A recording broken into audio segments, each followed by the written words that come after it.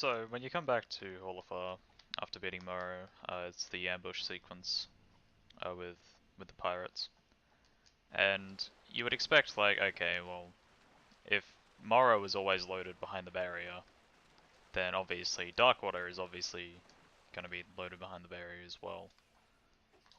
Well, you can't even skip directly to it. You have to watch this bullshit unskippable cutscene, but it appears that Darkwater loading does not work the same way as the loading for Moro, because you need to actually beat the ambush sequence before the trigger loads, or just the loading zone appears behind the barrier there.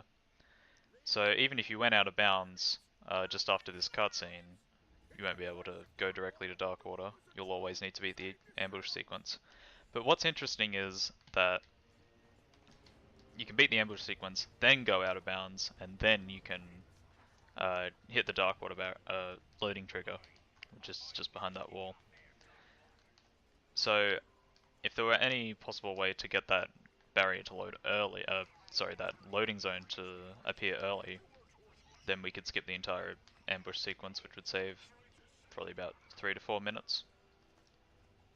But right now I don't think there's a high possibility of that, just, well, just considering that you need to beat the ambush sequence, and I don't think there's many possible ways to trick the game into thinking you've already beaten the ambush sequence. Unless the Darkwater loading zone is just somewhere in the world, always there, that gets moved after you beat the ambush.